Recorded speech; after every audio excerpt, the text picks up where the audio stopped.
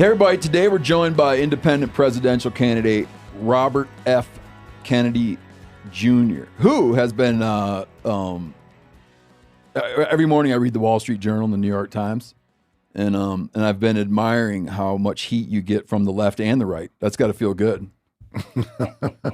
So it comes like in equal, it comes in with equal intensity from each side. Yeah, now it is. I was getting it much worse from the left until about, I'd say, 3 weeks ago. And at that point, I think Trump organization was looking at some of the polls which showed that I was taking more votes away from conservatives than it was from liberals. Mm-hmm. And I think then, they turned on me. Oh, but, I think you're right. It's, when I staked out a position in the middle, I said that when I announced a year ago, I said, we have this toxic polarization in the country that is more dangerous than at any time since the American Civil War. It's amplified by the social media algorithms, which have learned that the way to keep eyeballs on the site is to fortify people's worldviews. And that feeds into this polarization. Because if you're a Republican and you live next door to a Democrat and you ask the same question of Google, you're likely to get a different answer. Because they know that if they reinforce what you already believe, you're going to stay on that site longer. So they're feeding you.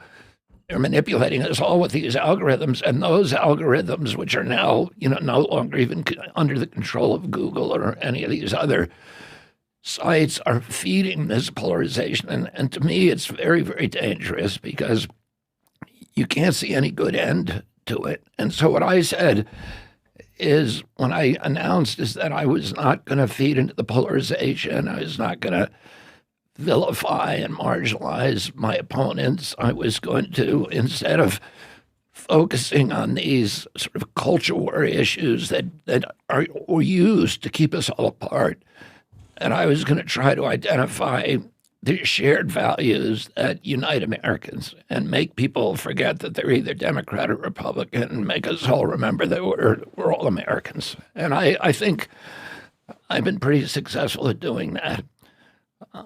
My favorability ratings are better than President Trump's or President Biden's. I have the highest favorability of any political leader in the country and than anybody else they measured. And, Zogby just did this huge poll that's 26,000 people. That's 10 times the size of any other poll done. It has a margin of error of practically zero. And it shows that in a head-to-head race, I beat President Trump narrowly by about 3 electoral votes. In a head-to-head race, I beat President Biden by a landslide. I win 39 states, he wins 11. And so I think there's a lot of Americans who would like to vote for me, but the strategy of the Trump campaign and the Biden campaign is to make you hate the other guy, make you fear that if Biden gets elected, it's going to be the end of the republic. If Trump gets elected, it's going to be the end of the republic. So you can't vote for anybody else except for the Democratic or Republican nominee. And that's something I have to, over the next 5.5 months, I have to persuade Americans that they can vote for hope instead of voting out of fear.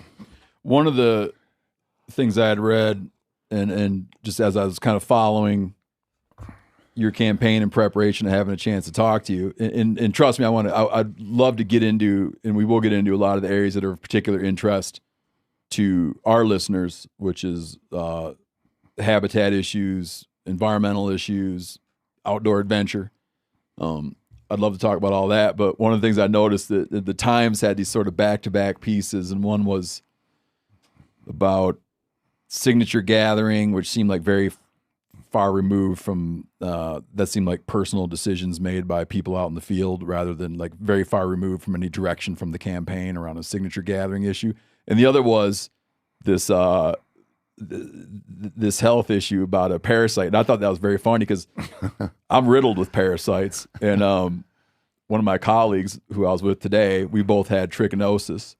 And when I heard that, I felt like it made me like you more.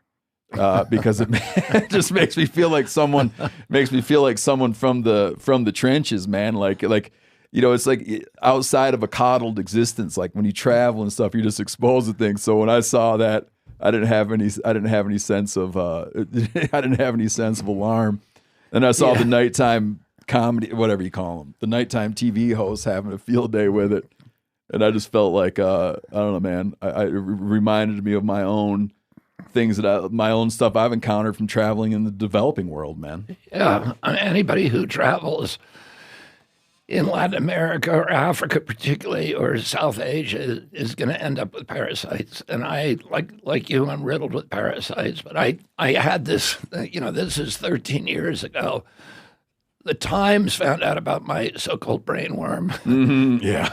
Because it came up somehow in a deposition that I was doing during my divorce 13 years ago. And briefly, it's not an interesting story, but I was getting the severe brain fog, and I was having trouble with word retrieval and short-term memory, and even long-term memory. And a friend of mine, I was in prison for the summer of 2001 in maximum security prison in Puerto Rico, and that was around Vieques, right? The bombing range of Vieques. My cellmate was the head of the biggest labor union in North America, which was SEIU, and he was a hospital worker. It's the Hospital Workers Union. And I happened to be with him when I was, worried about this issue. And I started talking to him about it, and he was deeply concerned, and he immediately got me down to Columbia Presbyterian, and they did an MRI on me, and they found this black spot in my brain. And my uncle had just died from glioblastoma, and he had had surgery on the glia, which is a brain tumor.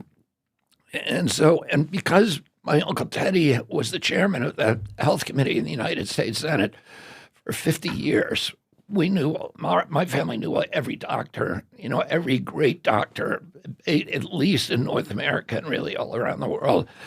And Teddy had, when he got his glioblastoma, it was a very complex tumor. It looks like a spider web in your brain. And he got a list of the best neurosurgeons in the world, and they were all on speed dial. And then he passed away, and this was a few months after his death. And I found out about this thing. And so we had all of these great neurosurgeons on speed dial. And we sent the films to all of them, and they all said, yeah, it's a tumor. You have to have surgery. So I was going to use Teddy's surgeon, who was down at Duke in North Carolina, and I was not, believe me, looking forward to it. Mm-hmm. And, when Teddy got his surgery, he was awake during the whole thing. And they took off the top of his skull, and the doctor would press the flat part of the scalpel against certain parts of his brain where the tumor was, and then he'd ask him a series of mathematical and language questions. And if he could answer those questions, he'd cut out that little piece of brain. What? Yeah, and if he couldn't, it was like Silence of the Lambs. Did you ever see that? It was very much like reminiscent of that, and that's how they do it. So I was going to go to that same guy, and I went down. I was supposed to get my surgery on a Tuesday morning, and I went down to Columbia Presbyterian to pick up my films. It was a young Irish doctor. Remember, every great doctor in the world said, that's definitely a tumor. You need to get surgery. Mm. And it was a young Irish doctor in the office, and I struck up a conversation with him because, he was from Ireland, and we were talking about all that. And then he said, what are you doing here? And I said, I've got to go get brain surgery. I've got to get a tumor. I'm here picking up my films. And he said, do you mind if I take a look at them? I said, not at all. And there was a light box in the room, and he put one of the pictures up on the light box. And he looked at it a long time, and then he turned to me and he said, I don't think you've earned surgery. And I said, tell me more. And he said, I don't think there's a tumor. And he said, what you ought to do is we ought to take very precise measurements of it and then come back in 6 weeks and see if it's grown at all. And I did that in 6 weeks. It was exactly the same size. And he said, come back in another 6 weeks. And we did it again. It was exactly the same size. And that's when he said, this is a parasite that's eaten part of your brain and then died. So, and I remember seeing that Twilight Zone when I was a kid about the the earwig that crawls in the guy's ear. Yeah. And then and they finally get it out, but then they discovered it was a female and it laid eggs in there. So that was one of those classic Twilight Zones. But anyway, it's gone. And then what I found out after that is that my mercury levels were off the chart. They're 10 times what EPA considered safe because I eat a lot of freshwater fish and a lot of saltwater fish. I had mercury off the charts. And I fish, in the summer almost every day. Oh, and I eat the fish, and I just have, and they're predatory fish. The freshwater fish in this country are having huge, huge mercury levels. Yeah. And so I get the mercury chelated out. My brain fog went away.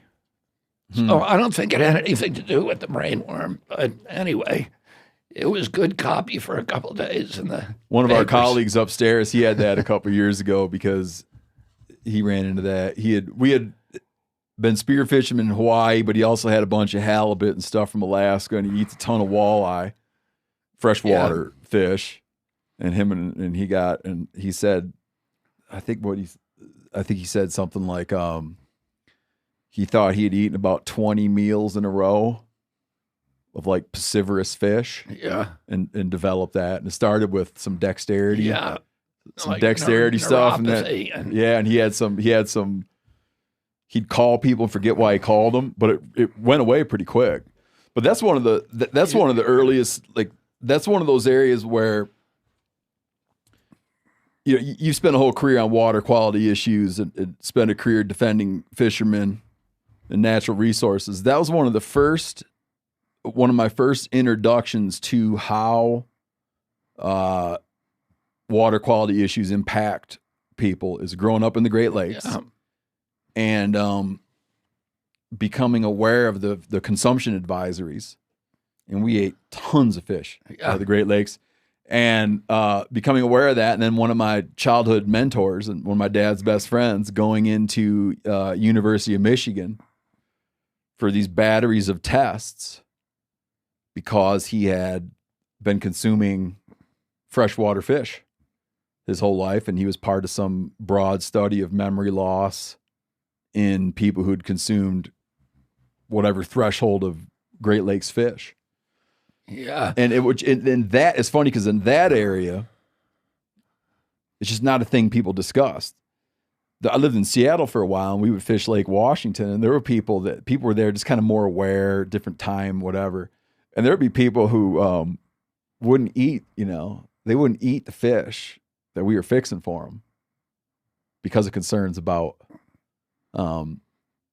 concerns about mercury in the water. And then it's been explained to me too that even though we've reduced how much mercury we're putting in the water, the shit never gets out of the system, or it's very slow to get out of the system. It's slow to get out. I mean, it doesn't, there's no half-life on mercury. There's a half-life in your body, in your blood. There's a half-life of 64 days in your blood from methyl mercury, which is the kind of mercury in fish.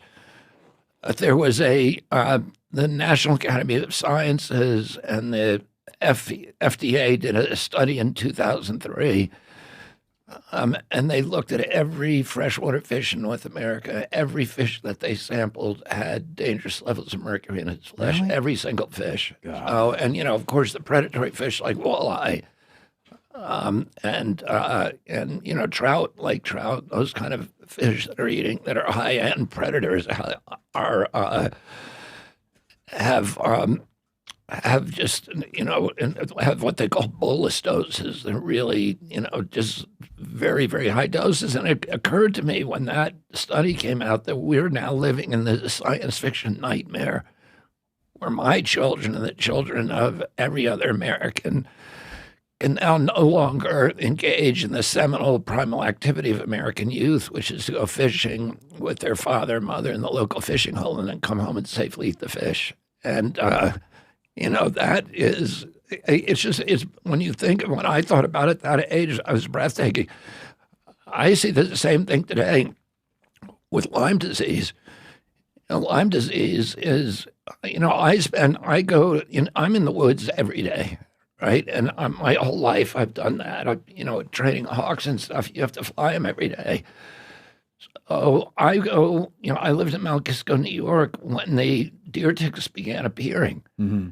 And, we now, the strongest evidence is that that disease came from Plum Island, from the military, the USDA/DOD, Department of Defense bioweapons labs on Plum Island. And the story of how it actually got to the mainland is another one of these incredible stories.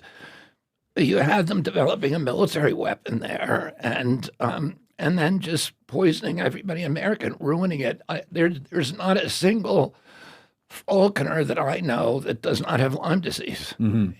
And you can't think of any. I remember coming home one day, standing in the bathtub and taking 29 deer ticks off of myself. And, in the springtime, I'd get them every single day. And it's just, the woods used to be, for me, were a safe place to go. Mm-hmm. And now, you have to think twice before you go in the woods. My boy he contracted Lyme when he was 3 in Hudson Valley, New York. We were fishing bluegills. So there you get, like you said, you get the double. I guess you get the double hit of heavy metals and Lyme, fishing bluegills in Hudson. But he developed the facial paralysis. I went through Lyme disease. And my son got that too. Did he? Yeah, Bell's palsy. He had it for 6 months, and we didn't know if he. And you look at your kid when he's got that, and he goes from a very handsome kid to not a very handsome kid, and they have this, and we didn't know every day whether he was ever going to recover from it. Yeah, he would sip milk. It was just kind of the thing that scarred us is a little bit. He would sip milk and it would run out the corner of his mouth, and it was so that was so scary. And I got infected as well, and had to do the intravenous treatment. But that period was so scary that my wife and I would put him to bed, and we would routinely at night just cry. I mean, like, embarrassing to say it, but like we would cry at night. How old was he? He was 3. Jeez. But he responded very quickly to treatment. But man, it was a horrifying deal. Yeah. Speaking of kids, there's a thing I wanted to ask you as well, and I didn't know this about you till yesterday. What was I didn't know that you went and met with and talked to the man that was involved in your father's death in a prison. Yeah, sir. What was that meeting? I mean, what was that like for you? I always listen. From when I was a little kid, my uncle.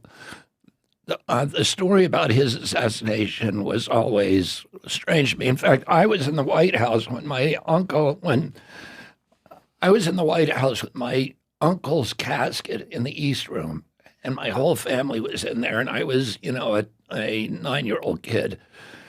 And I remember President Johnson coming in, and I was standing next to my Aunt Jackie and my mother and my dad.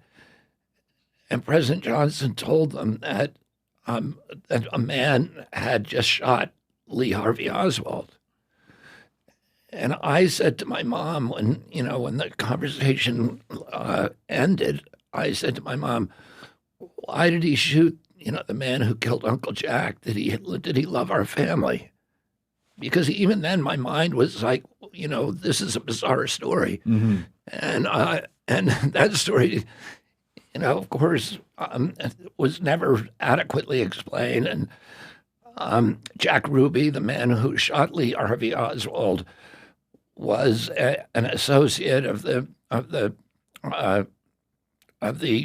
Chicago outfit, which was Sam Giancana's mob, but he was directly associated with Carlos Marcello, who was involved in the Kennedy assassination, and who was, he was one of the 3 big mob bosses. There were 3 mob bosses who were recruited by the CIA to kill Castro: Santos Traficante in Tampa, Carlos Marcella in Dallas and New Orleans, and then Sam Giancana in Chicago. And the reason they targeted these 3 is they all had casinos in Havana. Mm-hmm.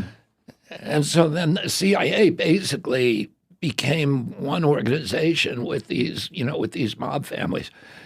And that there's so much evidence now on the agency involvement in my uncle's death. There's hundreds of books written about it, and there's millions of pages of evidence, and probably over 30 confessions by people who were involved. So I always assumed that my uncle was, that his death and Congress, when they actually looked at it, of course the Warren Commission was run by Allen Dulles, who's the head of the CIA, who my uncle had fired.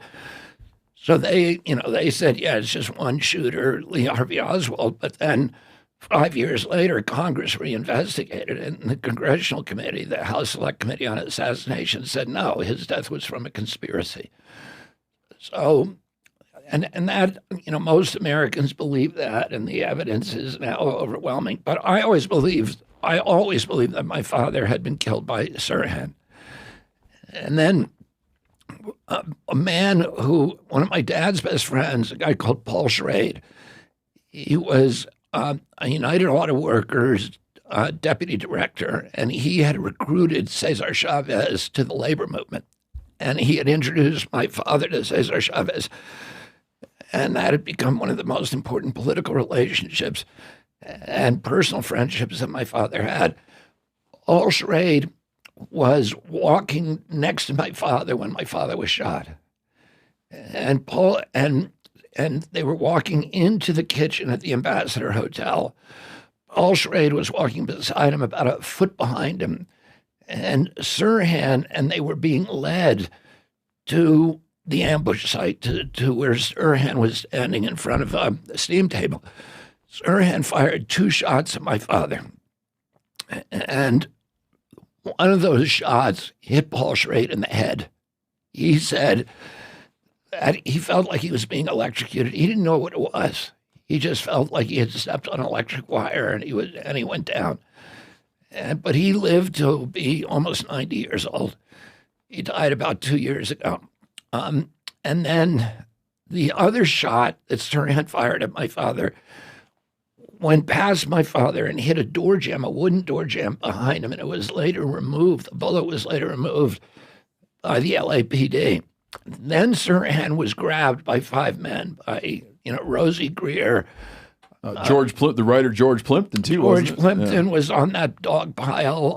Rayford Johnson, who was in 1960 decathlon champion, was very close to my father, was kind of acting as my father's bodyguard. But back then, the candidates did not get Secret Service protection until you got a nomination, so my father wasn't entitled to it. And J. Edgar Hoover had offered to protect him, but he knew J. Edgar Hoover would be spying on him, so he said no thanks. And then the LAPD had a very bad reputation at that time for racism, and so they were not part of it. So he was being protected essentially by football players, by the fearsome foursome, guys from the Dallas Cowboys and from the Oakland Raiders, and they chased down, or they immediately grabbed Sirhan after the second shot, and they took his hand and they bent him over the steam table on his back, and they took his gun hand and they pointed it in the opposite direction, away from my father. So, and Rayford Johnson later told me that Rayford was a big guy. He's like 6'4", and he'd been the best athlete in the world. And he said he was, and Sirhan is this tiny, tiny little guy. But he said he had superhuman strength, and they could not get that gun out of his hand. Sirhan was able to, it was a revolver, .22 revolver, and there were 8 shots in it. And Sirhan was able to squeeze off 6 more shots and empty the barrel. And those shots all hit people. So one person, I think an ABC reporter, got hit twice, once through his pants leg and another time in his stomach. And all those shots hit people. So we know what happened to every single shot in Sirhan's gun, and he never had a chance to reload. My father was killed by 4 shots from behind. And the reason I know this is because Paul Schrade 10 years ago told me, you got to come to my house in Pasadena and read the autopsy report, which was Thomas Noguchi, the most important coroner in American history. And he did it's not something I wanted to do, to read the autopsy report from my dad. But Paul Schrade, I couldn't really say no to him. He'd been shot with my dad. He was his loyal friend. So I sat down and read it. And if you read it, you're like, the inescapable conclusion is that Sirhan could not have killed my father, which is what Noguchi concluded. Noguchi, when he did the autopsy, he knew what had happened in Dallas, where the autopsy was all, the critique of that autopsy is notorious. So he wanted to make sure that he did an autopsy that nobody would ever criticize. So he called the chief coroners of all the 5 branches of the armed services and had them sitting in the theater observing him. And in the medical literature, his autopsy of my dad is called the perfect autopsy. And what he found is my father was shot 4 times from behind. And all of them, one of the shots passed harmlessly through the shoulder pad of his suit jacket. The 2 of them hit him in the back, and then one of them was fired from directly behind his ear into his head. And all of them were contact shots. Were all those 22? Those are all 22 calibers. They're 22, but the bullets don't match. And the police efforts to fix the ballistics are very well documented. The deception that they tried, one the ballistics expert in the police department was involved in a deception. So and if you listen, there's 2 audio tapes of what happened that night, and they show that there were 13 shots fired. There were 13 distinct booms on that. And all of the shots were contact shots, meaning that the barrel of the gun was either touching my father's skin or less than a ½ inch or ¼ inch from the skin, because they all left carbon tattoos on his body. And they were all fired at an upward angle. In other words, somebody was standing right behind him, concealing a gun and holding it, against him, but slightly upward. And all of them were fired at that. And then the guy who almost certainly fired those shots was a guy called Eugene Thane Cesar, who was he worked for a security agency called Ace Security, and he had gotten the job only 2 or 3 days before, after my father's schedule was already known.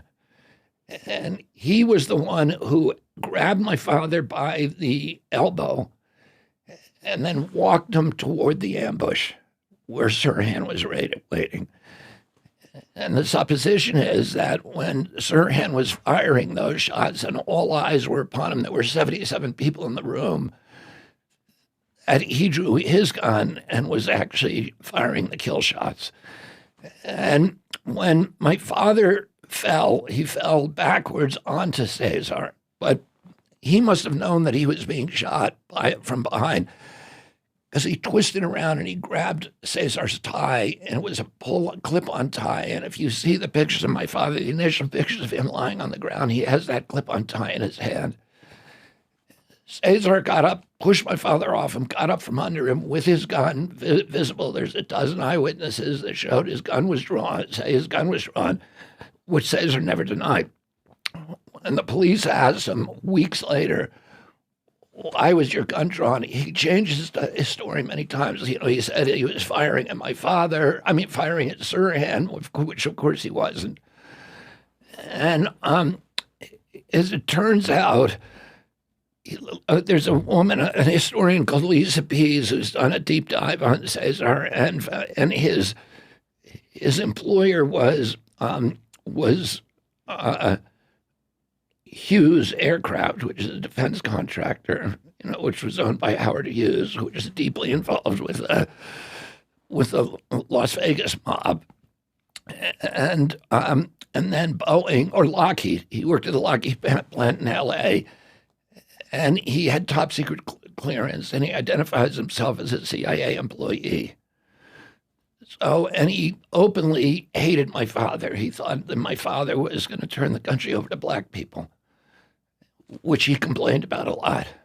So he died. I actually tried to interview him. I tried to go meet with him. He left the country after that, and he went to live in the Philippines. And I contacted him and said, would you be willing to sit down and talk to me? And he initially said, I'll do it for $10,000. And then he raised it to, when I said, okay, he said 15,000. And then when I was, planning my trip, he said 25,000. I realized that he was, this was an endless game that he was going to play. Mm-hmm. And then he died during the pandemic. Did he? Yeah. I mean, I don't know why he died. I don't mean to imply that he died of COVID, but he died during lockdowns. We can move on after this. Just one clarification. When you met Sirhan, how long did you talk to him for? I was there probably about 4 hours. Was he? What was his attitude toward you? He was deeply, deeply grateful. He cried. He apologized to me for. He now no longer believes that he killed my father. He has no memory of that night. His history is very interesting because he was working at a racetrack that was owned by one of the top mobsters in L.A., Mickey Cohen, and Johnny Roselli. And, the story is his lawyer was Johnny Roselli's attorney, who suddenly appeared the night he killed my father and said, I'm representing him. And he was the one who would not look at the ballistics evidence and then persuaded Sirhan to plead guilty. Sirhan is, when he was working at that, they got him to go on a horse one time, which is crazy. He'd never been on a horse. And they asked him they put him on. He's like 5 feet tall, right? Yeah. He's tiny. Yeah. 130 pounds or something. Yeah, he's tiny guy, and if you see him, he's just a very sweet old man, and he kept crying, telling me every time I saw a picture of your mother and with all of you kids, and I realized my part in the death of her husband. It broke my heart. So he just he was. I feel like he was being honest with me. I feel like he doesn't really have any guile. By then I think he was almost 80 years old, 77 or something. Mm-hmm. And he's been in prison for 60 years. Oh, in the story of his story is interesting, but I know we got other things to talk about. But anyway, it's how he his road is a really interesting road. So he got us into that whitewater from when we were really young, and then we did a lot of backcountry skiing. My dad really loved the wilderness, and then I started training hawks. I was raising homing pigeons from when I was 7 years old, and that was like a serious hobby or sport where I lived. And then when I was 9, I got my first hawk. I got a red-tailed hawk, and I had read a book.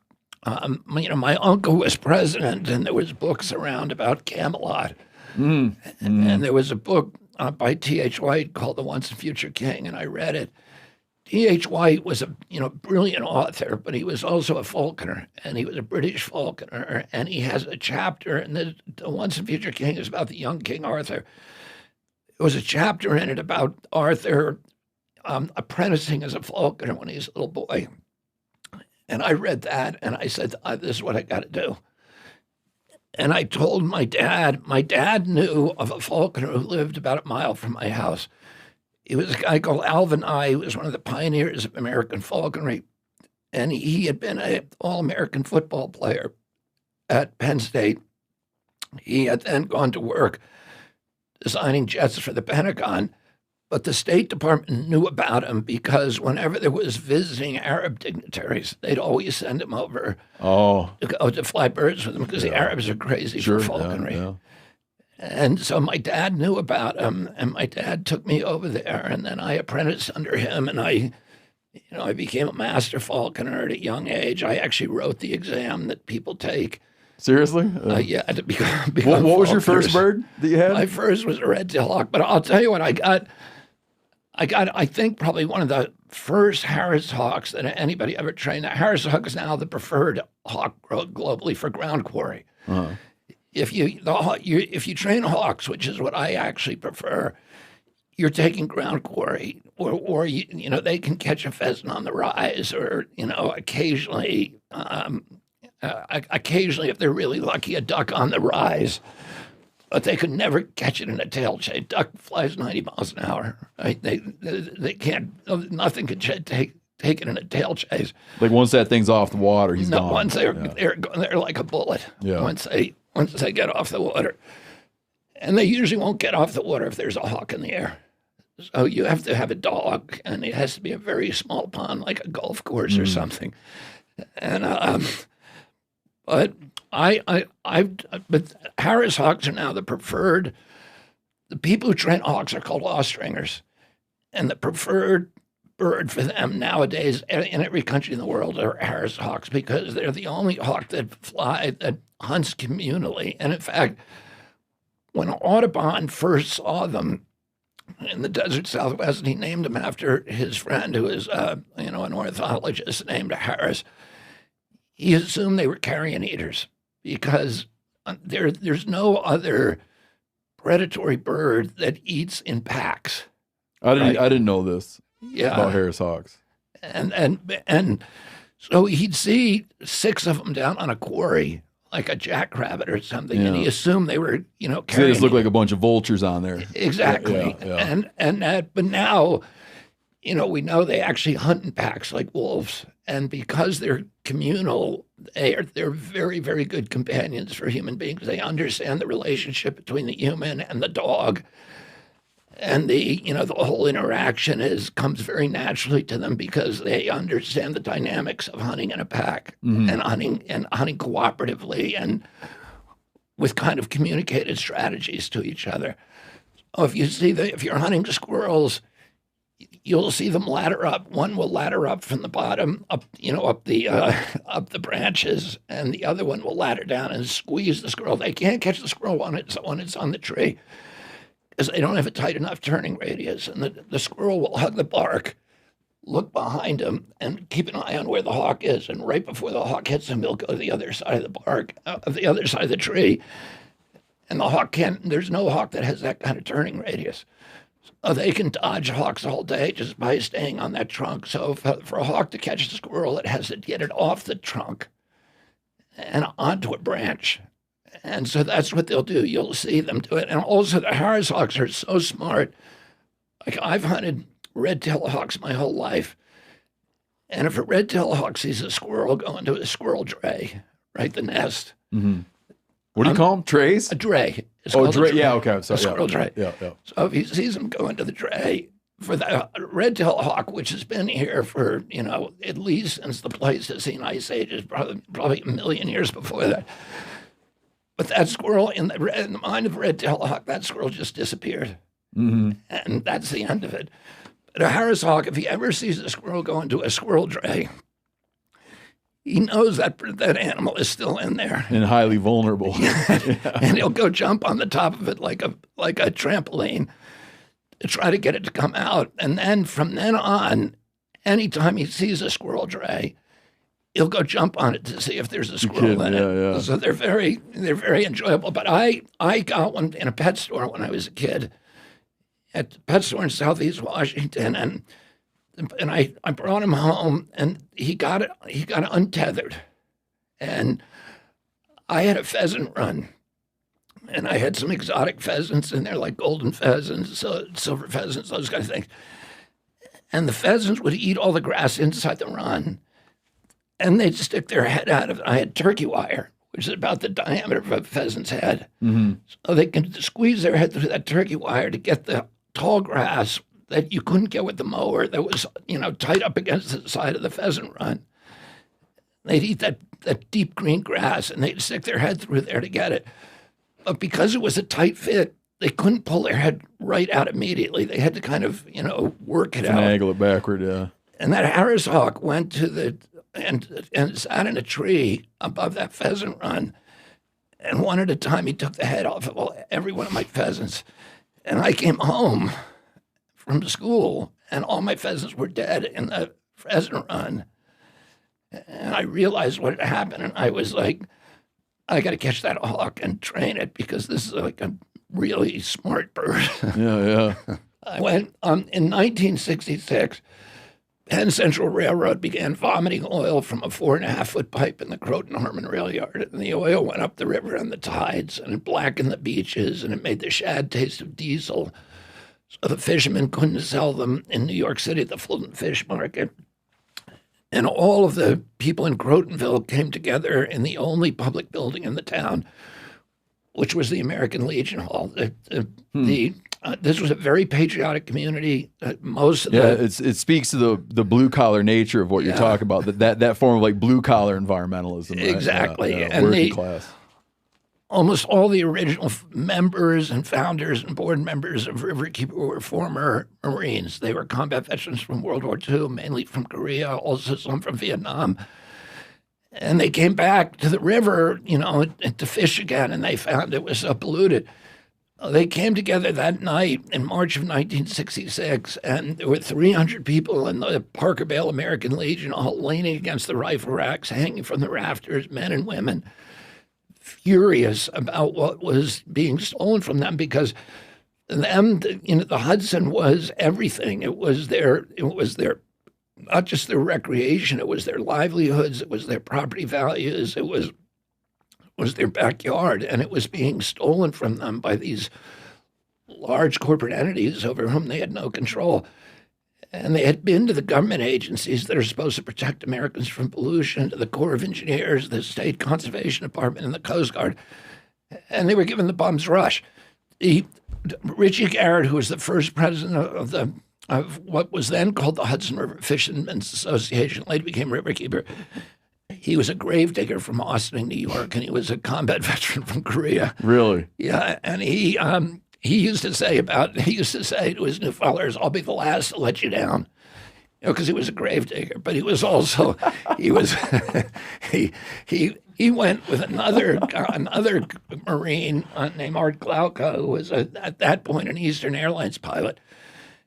He went to the Corps of Engineers a dozen times, begging the Corps Colonel to do his job and shut down the Penn Central Pipe. And the Corps Colonel finally told them in exasperation, "These are important people. We can't treat them that way." Speaking of the Penn Central Board of Directors, by this evening in March of 1966, virtually everybody in Crotonville had come to the conclusion that government was in cahoots with the polluters, and the only way they were going to reclaim the river for themselves is if they confronted the polluters directly. Somebody suggested that they put a match to the oil slick coming out of the Penn Central Pipe and burn up the pipe. Somebody else said they should roll a mattress up and jam it up the pipe and flood the rail yard with its own waste. And then somebody else said they should float a raft of dynamite into the intake of the Indian Point power plant, which at that time was killing 1 million fish a day on its intake screens and taking food off their family tables. And a guy stood up whose name was Bob Boyle, and he was a famous fly fisherman and spin fisherman. He'd written dozens of books on fly. He had a bunch of flies named after him. He was the outdoor editor of Sports Illustrated for 65 year. He was a combat veteran from Vietnam. He actually was at the training camp, he was the roommate of Robert Bork, the federal judge. But he was a first lieutenant at 80% mortality in Korea, and he had come back from Korea. And he wrote about sports, mainly outdoor sports, for Sports Illustrated for 65 years. 2 years earlier, he'd written an article about angling in the Hudson. There's some real oddballs who fish in the Hudson. There's these sewer fishing clubs in Manhattan, that fish through the grates. And he was writing about all these weird sort of cultures of people who found, wilderness experience in the Hudson, walked off a pavement in New York and were renewing themselves spiritually and in all these other ways through this contact with the water. And it was a beautiful article. And in researching that article, he came across an ancient navigational statute called the 1888 Rivers and Harbors Act. That statute said it was illegal to pollute any waterway in the United States. You had to pay a big penalty if you got caught. But also there was a bounty provision that said that anybody who turned in the polluter got to keep half the fine. And Boyle was stunned when he read this, and he sent a copy of it to the libel lawyers at Time Magazine, Time Inc., which owns Sports Illustrated. Yeah. And he knew those guys. They were the only lawyers he knew. And he said, is this still good law? And they sent him a memo back saying, it's still good law, but in 80 years, it's never been enforced. And that evening, when all these men and women were talking about violence, he stood up in front of them with a copy of that memo. And he said, we shouldn't be talking about breaking the law. We should be talking about enforcing it. And they resolved that night they were going to start a group that was then called the Hudson River Fishermen's Association, later became Riverkeeper. And they were going to go out and track down and prosecute every polluter on the Hudson. 18 months later, they shut down the Penn Central Pipe. They collected the first bounty in United States history against a corporate polluter. They got to keep $2,000, which was a huge amount of money in Crotonville, New York in 1968. There were 2 weeks of wild celebration in the town, and they used the money that was left over to go after Ciba-Geigy, Tuck Tape, Standard Brand, American Cyanamid, the biggest corporations in the country, and winning, collecting tens of thousands of dollars in bounties. And then in 1973, they collected the highest penalty in the United States history against a corporate polluter. They got $200,000 from Anaconda Wire and Cable for dumping toxics at Hastings, New York. They used that money to build a boat, which they called the Riverkeeper. And they began patrolling the Hudson, tracking down polluters and litigating against them. And then they hired, using bounty money in 1983, they hired their first full-time Riverkeeper, a commercial fisherman named John Cronin. And he hired me a year later using bounty money as the first attorney and a full-time attorney for them. And I started a clinic at a local law school called PACE, where my students were allowed to practice law under my supervision. I got a special court order, and, we just started litigating against hundreds of polluters. We brought over 500 lawsuits against Hudson River polluters. We forced polluters to spend $5.5 billion remediating the Hudson. Today, the Hudson River is an international model for ecosystem protection. This is a river, when I started working on it, it was dead water for 20-mile stretches, zero dissolved oxygen from New York City north and 20 miles from New York City south. From Albany south. It was dead water, no oxygen, essentially no oxygen breathing life. And it caught fire. It turned color every week, depending on what colors they were painting the trucks at the GM plant in Tarrytown. And today, the Hudson is the richest waterway in the North Atlantic. It produces more pounds of fish per acre, more biomass per gallon than any other waterway in the Atlantic Ocean, north of the equator, on both sides of the Atlantic. It's the last major river system left on both sides of the Atlantic, and I'll throw in the Mediterranean and the Black Sea, the Baltic Sea, the Marmara Sea. All these other waterways, there's only one river left that still has strong spawning stocks of all of its historical species of migratory fish, and that's the Hudson. It's Noah's Ark. It's a species warehouse. It's the last refuge for many of these animals that are going extinct elsewhere. the miraculous resurrection of the Hudson inspired the creation of river keepers elsewhere. So we had a bunch of commercial fishermen come down and ask me to sue all of the sewer plants in Connecticut that were destroying the oyster fisheries. And I sued every city. I sued Greenwich, Norwalk, Branford, Stanford, and all the way up down north, all the way up and down the rail line. I sued every city on the coast of Connecticut, and we started collecting hundreds of thousands of dollars from them. We started Long Island Soundkeeper, the commercial fishermen there. We had surfers coming from the West Coast, with the same thing, and within a few years, we had a couple of hundred river keepers. We started a new group called Waterkeeper Alliance to manage the licensing of these new groups to make sure we could protect the brand. And today we have 500. We're the biggest water protection group in the world. We have 500 water keepers from 46 countries, and it's a law enforcement group. Most countries have laws that forbid water pollution. The water belongs to people. It doesn't belong to the government. It doesn't belong to, corporations or big ag or, the mining companies. It belongs to the people. Everybody has a right to use it. Nobody can use it in a way that diminishes or injures its use and enjoyment by others. This is an ancient law. It goes back to Roman times. It's in the Code of Justinian. It's in the Magna Carta, and it's in the laws of most countries.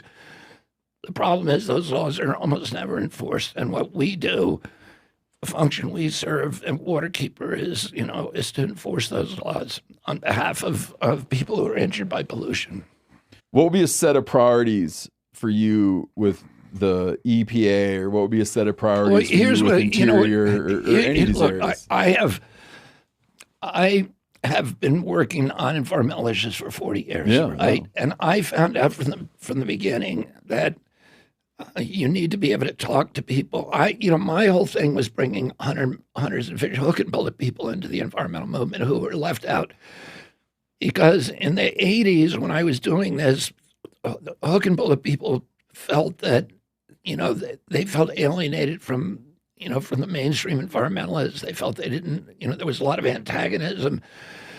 There was a lot of antagonism over public lands issues in the West, and whether public land should be managed exclusively for game or should they be managed for hunting and fishing, and and these were all, or farming or ranching. These were all areas of conflicts, and then there was a lot of environmentalists were kind of liberal and maybe leaned a little bit towards anti-gun, and so you had that conflict. You had those areas of antagonism. I think that's why you wound up.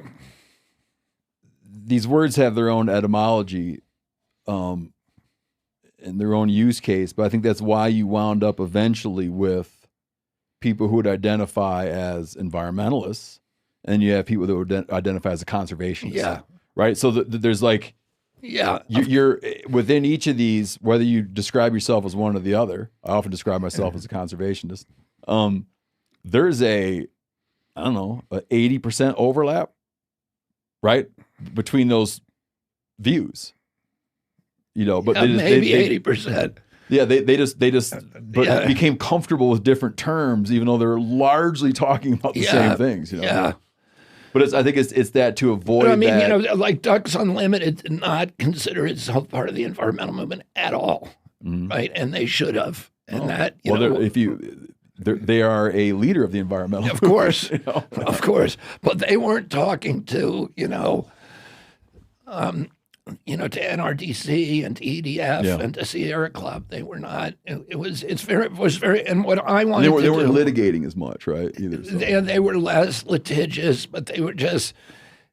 I don't know why, but they didn't. They felt alienated, and a lot of my kind of mission was to bring those groups in.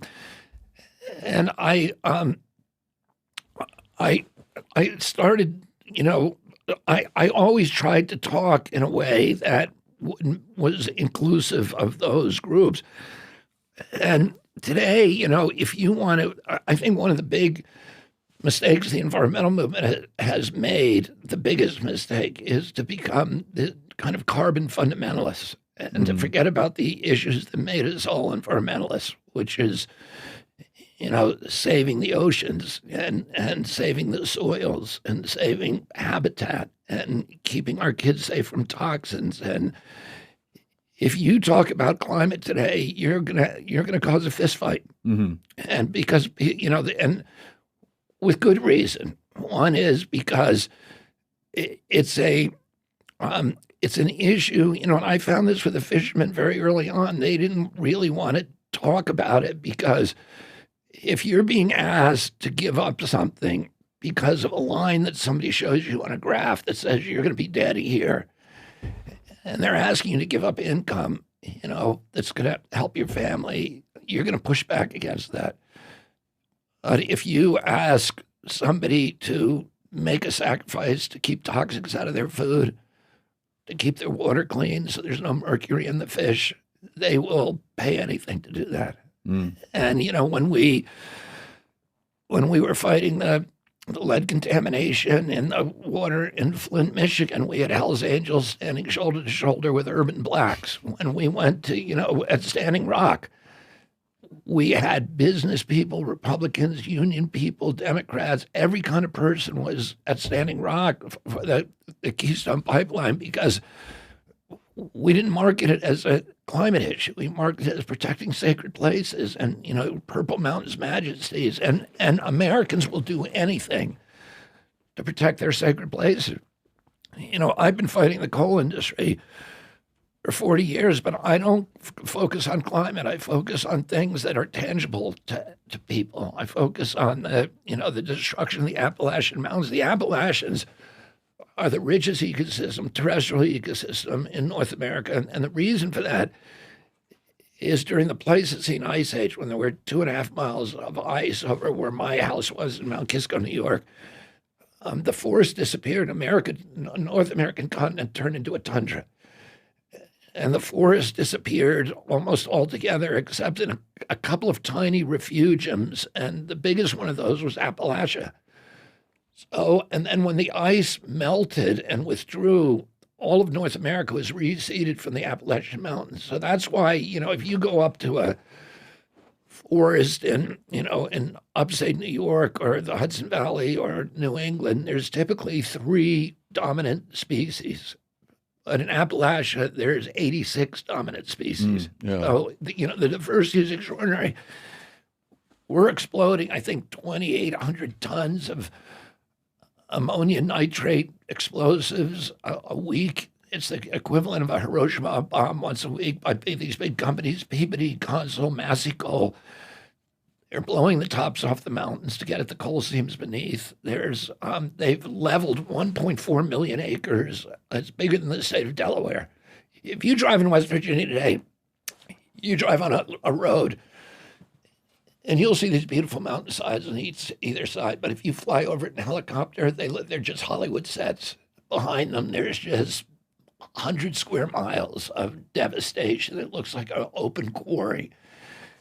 And they can never refill them. They can never rebuild them. And if Americans knew what was happening, there would be a revolution about it, because people don't want to see that these are the landscapes where Daniel Boone and Davy Crockett came out of bluegrass music, came out of a nest, art racing. So much of our culture is tied up in this Purple Mountain's majesty.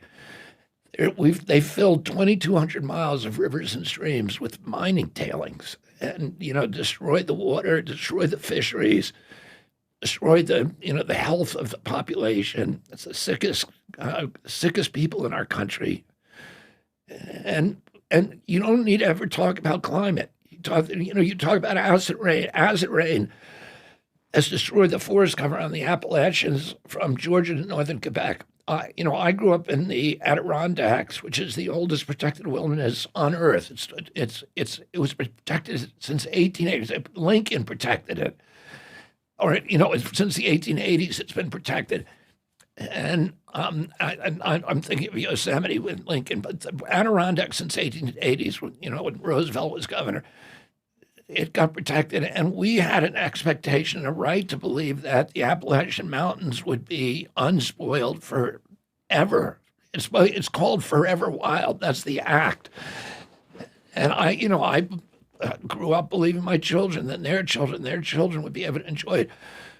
But today, 20% of the lakes in the Adirondacks is sterilized from acid rain. And nobody wants that, right? And we're losing the oyster fisheries in Washington, where you've lived, and Oregon, because the oceans are now becoming so acidic that the bivalves, like oysters, can't mobilize calcium out of the water column to build their shells. And this is terrifying.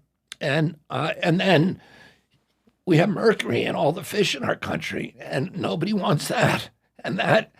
So if all you're going to talk about is carbon, and then, we just went through COVID, a lot of Americans, and they saw how totalitarian elements within our society, kind of elites, use these crises to clamp down top-down totalitarian controls and to shift wealth upward.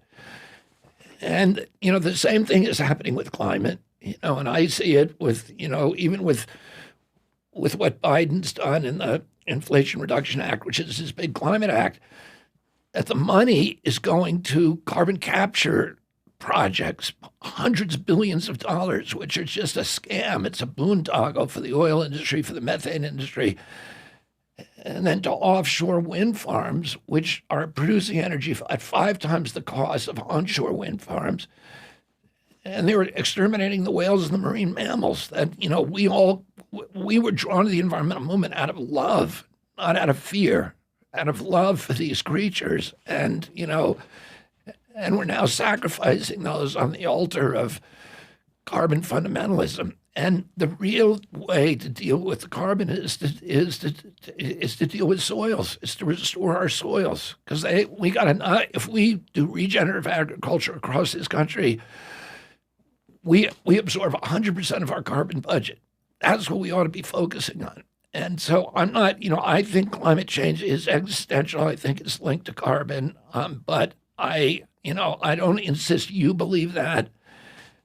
And I think the approach should be more towards habitat protection, reducing toxics, restoring our soils, and then using markets to regulate our, using markets to regulate energy use. So instead of top-down controls, we get rid of the subsidies. We're giving $5.2 trillion in subsidies to carbon every year. We should get rid of all subsidies to mature industries, and then let different energy sources, generation sources, compete in a marketplace, and we'll get the cheapest energy, and we'll get the most environmentally sound energy policy. If people think free market capitalism is the enemy of the environment, it's not. We don't have free market capitalism. We have corporate crony capitalism. And we have capitalism for the rich and this very kind of, or socialism for the rich and this very brutal kind of barbaric capitalism for the poor. In a true free market, you can't make yourself rich without making your neighbors rich and without enriching your community. A true free market would promote efficiency, and efficiency means the elimination of waste, and pollution is waste. In a true free market, we would be required to properly value our natural resources, and it's the undervaluation of those resources that causes us to use them wastefully. And like I said, in a true free market, if you want to make yourself rich, you're going to make your neighbors rich too, and your community rich. What polluters do is they make themselves rich by making everybody else poor. They raise standards of living for themselves by lowering quality of life for everybody else, and they do that by escaping the discipline of the free market. You show me a polluter, I'll show you a subsidy. I'll show you a fat cat using political clout to escape the discipline of the free market and force the public to pay its production costs. That's what all pollution is. It's always somebody who's getting a subsidy. When General Electric dumped its PCBs into the Hudson, it was escaping the discipline of the market. The market, a true free market, every actor in the marketplace should pay 100% of the cost of bringing his product to market, and that includes the cost of cleaning up your mess, which was a lesson we were all supposed to have learned in kindergarten. What polluters do is they figure out a way to externalize those costs and get the public to shoulder their costs. So General Electric dumped its PCBs in the river. When the state of New York said, we don't want you to do that anymore, the GE said to the governor, Governor Kerry and Governor Rockefeller, if you don't let us do that, we're going to move our plant to New Jersey. They'll get the taxes, they'll get the employment, and you're still going to get the pollution because we're going to do it from that side of the river. And so they caved into them. And 20 years later, General Electric left the Hudson Valley, left New York. They don't have a single employee left in New York. They're not paying any tax revenues. They left behind a $4.5 billion cleanup problem that nobody can afford to clean up. And, everybody in the Hudson Valley has General Electric's PCBs in our flesh and our organs. They put out of business all of my clients. When I started, we had 2,500 fishing families in the river. Today, there's one left. And the Hudson, the abundance of the Hudson has never been more better. But you can't eat the fish because they got PCBs in them. And, so they stole those fish from us. We paid to clean up the river. And General Electric privatized the Hudson. And now, the Constitution of New York says the people that stayed on the Hudson, they own all the fish in the Hudson, but we don't own them anymore. The General Electric company owns them because they privatized them. And that's what all pollution is. It's somebody making a grab to privatize part of the commons, part of the Commonwealth, part of the public trust, and privatize it. And that's a subsidy. I want to get rid of the subsidies. And that, if you talk about pollution that way, everybody nods their head. To generate power. Let me ask you this.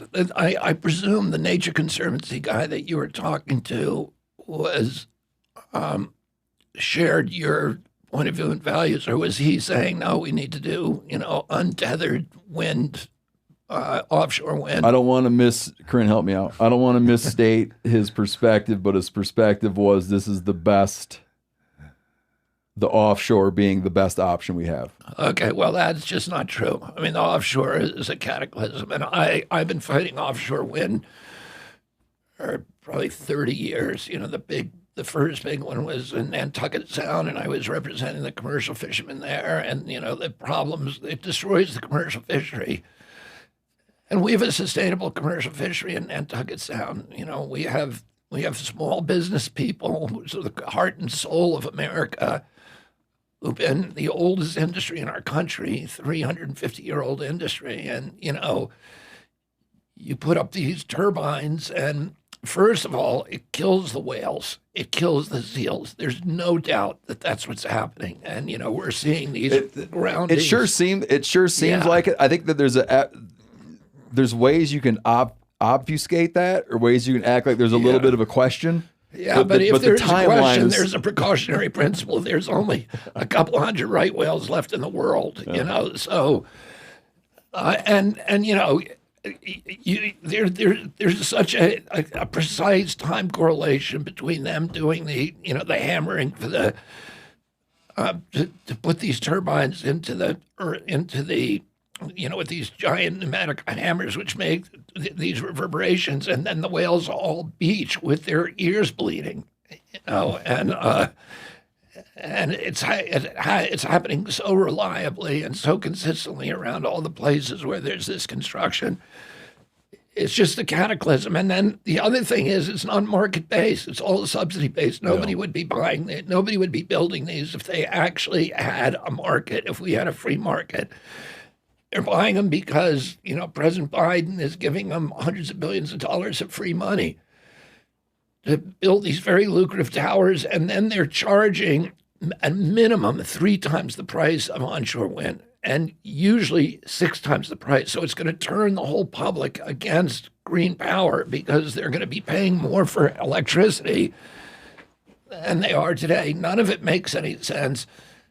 And by the way, I know a lot about this. I know because I built power plants. I was on the board I was a partner in the biggest green tech venture capital firm in the country for a decade. And we built the Ivanpah plant, which is the biggest solar thermal plant in North America. Another of my companies built the PVC plant not the PVC, but the the solar plant at Sault Ste. Marie, which is the biggest solar panel plant in the North America. And I've participated in wind power and all kind. My brother, sells wind power for a living. I know what the costs are, and the price of wind power, onshore wind power, right now is about 11 cents a kilowatt hour, and these offshore plants are getting 40 or more, 40 cents a kilowatt hour or more, and nobody wants to pay that for energy. It's destructive, and so what I think is everything should be market based. I think coal should have to internalize its costs, and if it did, it'd be the most. Meaning internalize its cleanup and mitigation. Yeah, you can't have these big piles of at every stage, coal is getting subsidized. The roads that in West Virginia are 22 inches of asphalt that we pay for because the coal trucks weigh 90,000 pounds, but they're not paying for that. If that was affected, they can sell coal or 10 or 12 cents a kilowatt hour in North Carolina, coal energy, and everybody thinks this is really cheap. But if it actually had to internalize the cost, it wouldn't be cheap. It would be the most catastrophically expensive way to boil a pot of water that's ever been devised. Because if they actually had to pay the real cost of the acid rain, of the mercury in our fish, of $500 billion a year in respiratory injuries from ozone and particulates, the destruction of the Appalachians, the destruction of habitat, if those were quantified and then billed to their account, the coal burning energy costs 40 or 50 cents a kilowatt hour, and nobody would be using it. There's no single solution to this. The mining that's associated with these new technologies is extremely destructive, and with the rare earth minerals, et cetera, is extremely disruptive to some of the most beautiful habitat places like the Congo, places like Alaska, which are going to get devastated by rare earth mining. And those costs have to be assessed and they have to be internalized. And then if you do that, and that's the way to do it. And what we'll get is we'll get a lot of localized power production. We'll get not one big bullet solution, but we'll get a lot of smaller solutions. And then there's new, listen, I'm not, I've always said about nuclear power that this is good because this is my next question. Yeah. I'm not a subject matter expert. Yeah. But I'm so far from a subject matter expert. I just can't help though with thinking that we need to be reinvesting there in terms of footprint, right? In terms of footprint.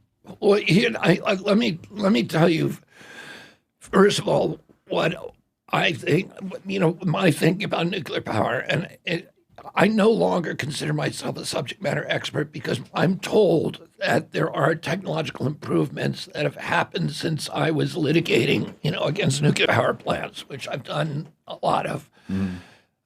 But what I've always said is I am for nuclear power if they ever make it safe and if they ever make it economical. Is that heavily subsidized? Yeah, it is the most heavily subsidized. So that, like no one can put the seed money up to get that going. No, there's not a single utility in the world that will build a nuclear power plant unless it's fully subsidized. But they also have a bill called the Price-Anderson Act because, they say they're safe, but they can't get an insurance policy. The insurance industry won't write them a policy. Mm. And so it's not a bunch of hippies in tie-dye T-shirts who are saying, you're unsafe. It's guys in suits on Wall Street who say, we're not going to insure you. Yeah. And, until they can buy an insurance. So they had to go to Congress and get this act passed called the Price-Anderson Act and a sleazy legislative maneuver in the middle of the night to give them immunity from liability. So if their plant blows up, you go look at your homeowner's policy, it'll have a line in it. And this policy does not protect you from nuclear radiation from a power plant. I lived 18 miles from Indian Point. So I saw that, and it was a possibility this is going to happen, and I lose everything, and I'm self-insured for that. The insurance company is not going to pay me. Yeah. So that's what I would say to them: show us that you can get an insurance policy like other industries, and then we'll believe you're safe. But, because nobody wants to argue it with you, just get the insurance policy like everybody else does. And then, the other problem is they don't really know what to do with the waste. They keep, when they first said it, they said, we'll figure that out by the time we need to, but they never have. No. And there's, you have to store this stuff now for 30,000 years, which is 5 times the length of recorded human history. So how could that be economical, right? You're just shifting the cost to a future generation. But I understand there's new technologies that are promising, and if that happens, what I would say to you, what I will do as president, is the big problem in our country is we don't have markets for energy, real markets. So in North Dakota, North Dakota is one of the windiest places on Earth at sea level. There's enough, the Scientific American did a study that showed there's enough harnessable wind in North Dakota, Montana, and Texas to provide 100% of the North American energy grid. There is enough solar energy in the desert, in an area 75 miles by 75 miles in the desert Southwest to provide 100% of the energy grid. You wouldn't do that because if a cloud passed over Arizona, you'd black out the country, right? But it shows you that it's out there and available.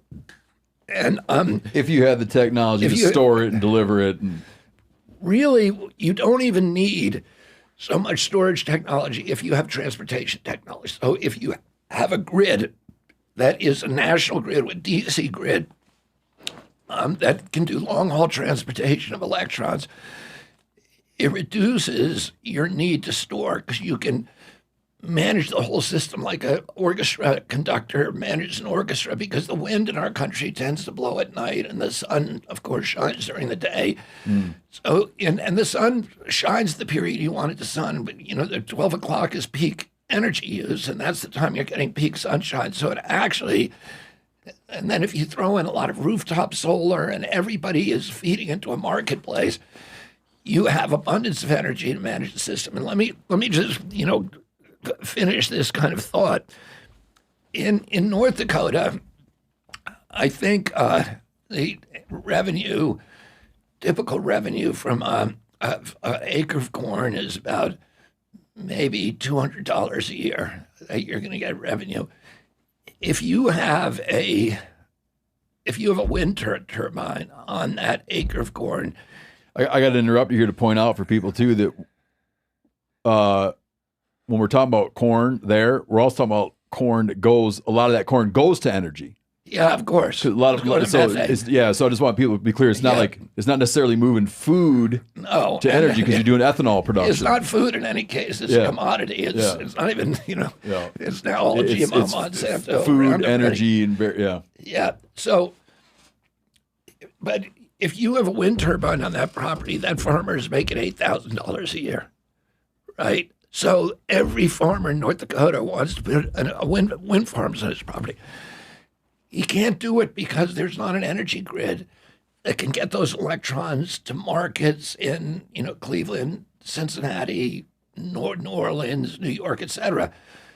Because the current system is antiquated. It's underbuilt, it's underextended, and it's incapable. It's an AC grid that's incapable of doing long-haul transportation of electrons.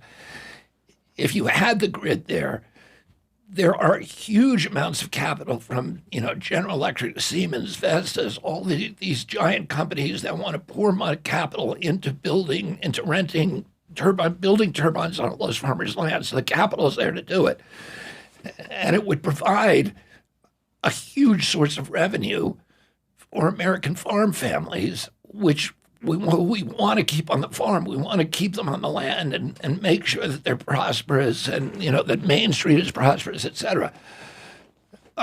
So we have 3 different energy grids in our country. They're not unified. And none of them are capable of doing these things that we need them to do. We need to build that energy grid. And that, the same way that we built a canal system in this country, we built a canal system in 1825.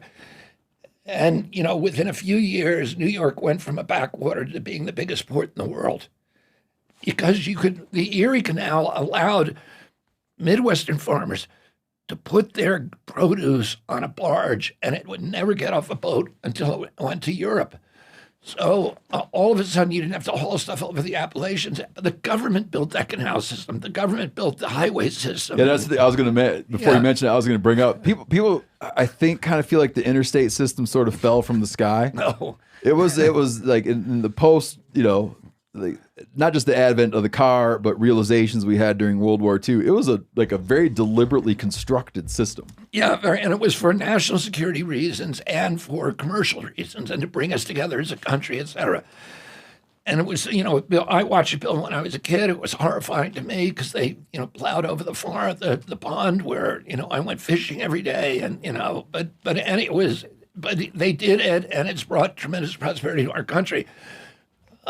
And so we need to invest in building this grid system. And then we need to, right now we have an energy market that is governed by 50 public utility commissions, 120 control districts, with these Byzantine rules, this very balkanized system that operates under rules that were written by the incumbents, like coal and oil, to reward the dirtiest, filthiest, most poisonous, most toxic, warmongering fuels from hell, rather than the cheap, clean, green, wholesome, and patriotic fuels from heaven. Well, we need to create a market. Now, I'll give you an example. I had a house in Mount Kisco, New York, and I had a state-of-the-art solar system on the roof, and I had a geothermal system in the basement. Every day of the year, that home was producing more energy than I was using. Why can't I sell that excess back onto the grid and get the same price the utilities are getting, right? Why can't every American do that? Yeah, I wanted to ask you about that when this subject first came up. Is that when you see those little bits of legislation come up, basically saying if you do a solar array on your house, you can't sell back? Is there any argument for that other than them protecting a monopoly? No, there's they're protecting them, not monopolies. That's what they're doing. There's no other reason why. Okay. No, and we want to do that, and it would democratize our country because you turn every American into an energy entrepreneur. You turn every home into a power plant. You give people a chance to get revenue from their homes to help pay their mortgage, et cetera. And why do they ever get legislative assistance on those bills that prevent people from? Those bills are all state lawmakers who are passing them, and they're all, owned by the utilities. Yeah. The utilities are given all the money, and you can buy a state legislature very, very cheap in this country, and you can get that stuff passed. And in most citizens, it's just not on their radar. They just don't care. It's not on their radar, and it's so important for democracy because the political systems of countries tend to reflect their economic organization. And if you have the economy controlled by a few large energy producers, oil, coal, utilities, the political system will tend also towards sort of a more totalitarian model. Whereas if the energy system is controlled by 200 million American homeowners, if they're your generators, you're going to democratize the country as well. And, we have such abundant energy resources. We have some of the best solar in the world in this country. We have the best wind of any big nation in the world. And we ought to be exploiting that, but we can't do it until we build an energy grid. Now, let me give you an example of what's going to happen. We built an ARPANET grid for the internet. And the Defense Department, DARPA, built the ARPANET grid, which was the beginning of the internet in this country in 1979.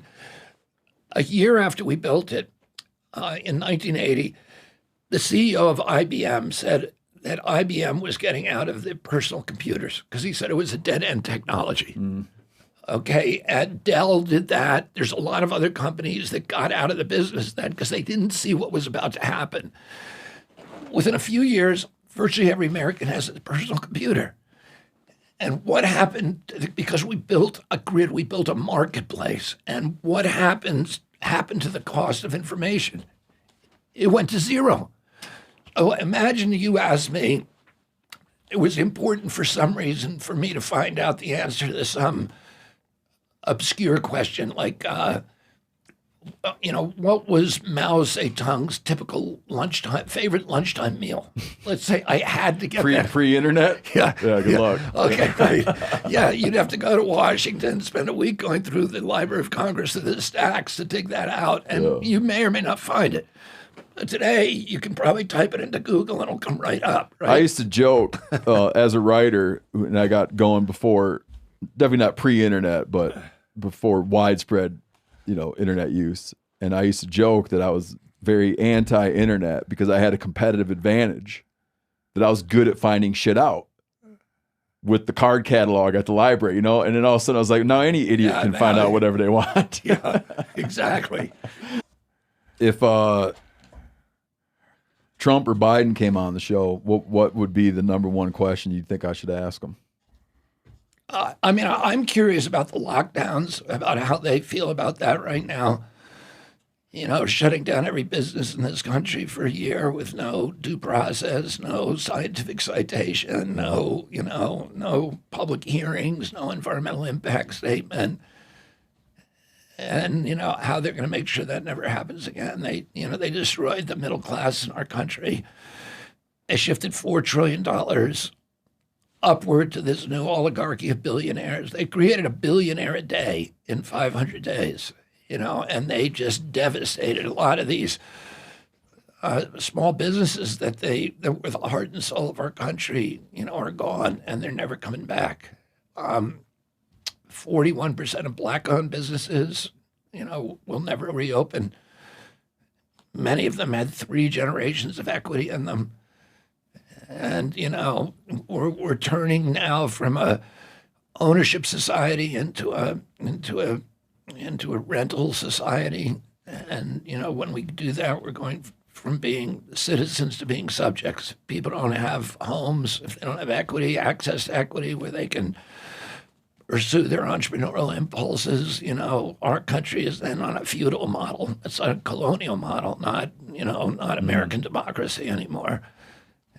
And I would love to, if I was on a debating stage with them, I would drill down on that issue, on, why in the world would they close the business? President Trump knew that it was wrong. He said it. He said, I'll never do that. And then, he went ahead and did it for a year. And they did it for 500 days, the two of them. And it was just agony for small business people. So, that's, I guess, there's a million other things that, I think the issue with President Trump, President Biden is that they're very different people. They have different dispositions, they have different personalities, they have different ideologies, their rhetoric, the whole way they interact with the public, with the world is, it couldn't be more different. But the actual issues that they're disputing each other on is a really narrow Overton window. It's like guns, abortion, border security, trans rights, et cetera. It's all, they're all important issues, but they're kind of marginal, with the exception of the border, which I think is really a big, big issue. But the existential issues, the issues that are critical to our survival as a nation, they never talk about. We have a $34 trillion debt now. And we're spending more on our we spend more servicing that debt every year than our defense budget. Within 5 years, 50 cents out of every dollar that's collected in taxes will go to servicing the debt. Within 10 years, 100%. This is existential. And you'll never hear President Biden or President Trump talk about what they're going to do. Why is that? Because they ran up the debt. In each of them, 4 years in office, half of that debt belongs to them. But that problem too has become talking about solving that problem is almost like talking about trying to stop the sun from rising. I don't think that's true. Really? Yeah. I don't think that's true. I think look, we've got to wind down the military. We got to cut the military budget in half. We can't be the policemen of the world anymore. We're not, doing global hegemony. We need to arm ourselves to the teeth at home. We need to protect the sea lanes and, the neutral areas and have it. And we need to be able to fight the wars of the future. We're right now spending $9.5 trillion, $9.5 billion, $950 billion a year preparing for wars that will never be fought again. And, the whole, and it's wrong, and it's existential if we don't solve the debt. We have the biggest area that we can have savings of the chronic disease epidemic. It's costing us $4.3 trillion. We can end that very, very quickly. $4.3 trillion, 5 times our military budget. When my uncle was president, 6% of Americans had chronic disease. Today, 60% do. Why is that? Why did autism go from 1 in 10,000 in my generation today? 1 in every 10,000 70-year-old men has autism. In my kids' generation, 1 in every 22 boys. Why did that happen? And why did obesity go from 13% when my uncle was president to 50% of our kids today? Why is diabetes? When I was a kid, a typical pediatrician saw 1 case of diabetes in a 50-year career. Today, 1 out of every 3 kids who walks through his office door is pre-diabetic or diabetic. Why is that happening? Nobody's answering those questions. Why did food allergies suddenly appear in 1989? I have 11 brothers and sisters. I had 70 first cousins. Nobody I knew had a peanut allergy. Why do 5 of my 7 kids have food allergies? Something happened, and we know the year it happened because EPA answered that question, 1989. Something happened that year that ruined our health, and we have the highest chronic disease burden in the world today. Nobody else has this happening like us. We had 16% of the COVID deaths in our country, the highest body count on earth. We only have 4.2% of the world's population. What were we doing wrong? Whatever we did was wrong. And CDC says, well, it's just because Americans are so sick. Well, that's, why aren't they telling us why? CDC said the average American who died from COVID had 3.8 chronic diseases. They had obesity, they had diabetes, they had asthma, and one other thing. Why do we have that? Nobody else in the world has that. And, we know it was something that happened in 1989 or thereabouts. And there's a very famous toxicologist in New York who I've used as an expert in many of my cases. His name's Phil Landrigan. He's looked at this issue and he said, there's only about 13 things it could be. It has to be an environmental toxin because genes don't cause epidemics. They can provide a vulnerability, but you need an environmental exposure. And he said, here's what it could be. It could be glyphosate from Roundup, which follows that timeline. Neonicotinoid pesticides follow that timeline. Atrazine, which is another pesticide on all of our water, 70% of our water now. It follows that timeline. PFOAs and PFASs, these are a class of what they call forever chemicals. I litigated on them. They made a movie out of my case called Dark Waters, starring Mark Ruffalo. Those chemicals are in all of our furniture. They're in our child pajamas, and again, around that timeline. High fructose corn syrup, follows that timeline. And nobody else allows that. It became the leading ingredient for everything. Yeah, for everything, right? Cell phone radiation. So, and then the vaccine schedule, of course, which went from, in 1989, it was a big change year, but we went from the 3 vaccines I got as a kid to the 72 vaccines my kids got. And if you look at the manufacturer's inserts for those products, all of those diseases are listed. The neurological diseases, ADD, ADHD, speech delay, language delay, tics, Tourette syndrome, narcolepsy, ASD, autism, the autoimmune diseases like rheumatoid arthritis, juvenile diabetes, lupus, Crohn's disease, all these exotic autoimmune diseases suddenly appeared.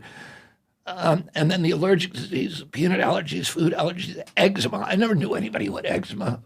Every classroom has kids with eczema in it now. Asthma and anaphylaxis, and then obesity. All of those are listed as side effects. So you have to look at those part of it. Probably what's happening is all of those exposures. Our kids are swimming around in a toxic soup today, and their immune systems are constantly being challenged and re-challenged because a lot of these toxics operate along those same biological pathways. So, and it's the kids probably who have poor mitochondrial function to start off with. The mitochondrial is the energy systems for a cell, and if you target them enough, it paralyzes them, and you go into a cascading effect where you end up with brain damage or with autoimmune disease or whatever.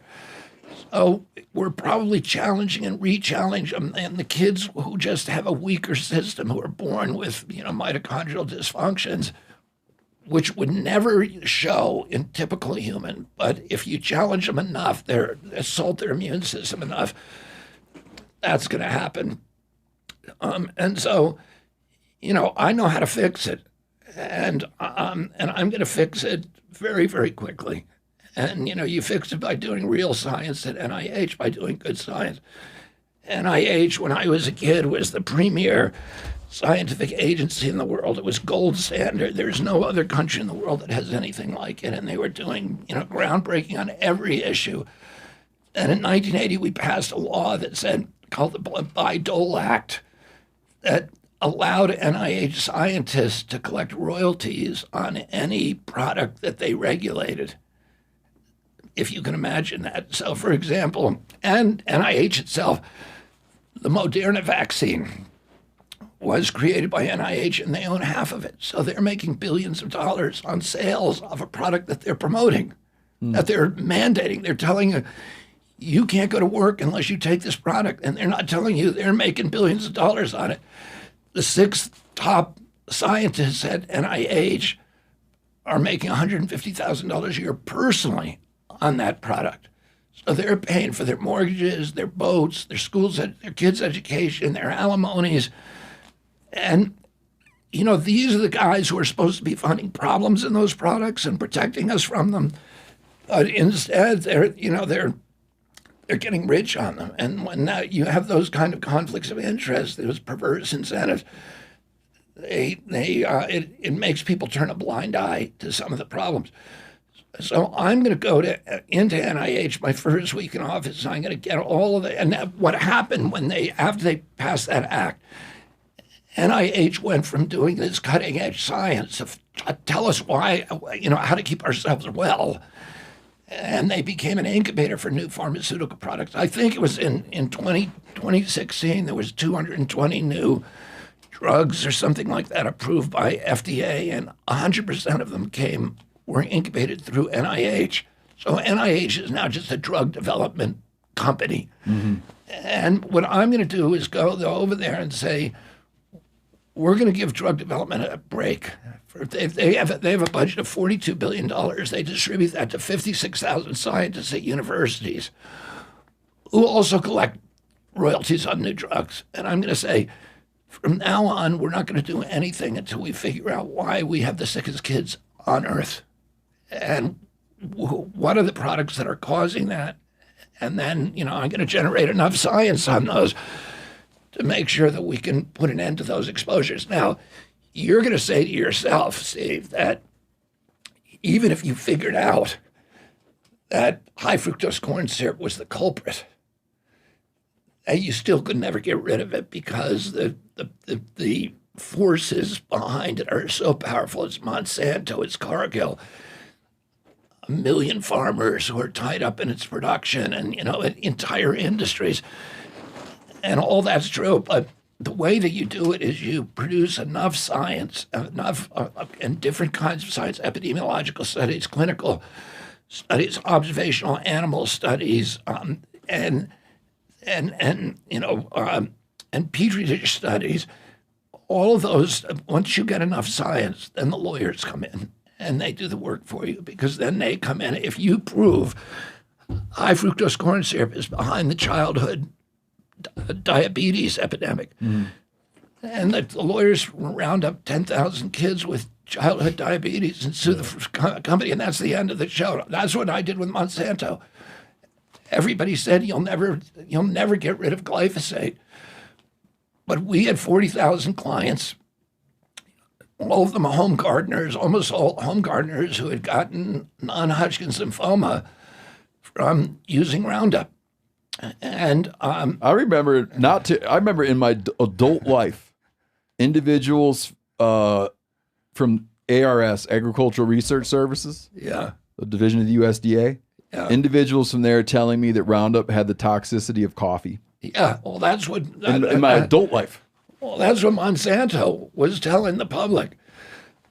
And we got 40,000 people who said, I got cancer, non-Hodgkin's lymphoma, this particular kind of cancer from spraying Roundup. We sued Roundup, and the way that multi-district litigation works is you get 40,000 cases, you try each one individually, one after the other, back to back, until somebody says uncle and comes to the negotiating table. The first case, we won $289 million from Monsanto. The second case, we won $89 million. The third case, we asked the jury for $1 billion, and they came back with $2.2 billion. At that point, Monsanto came to the negotiating table and said, we want to end this.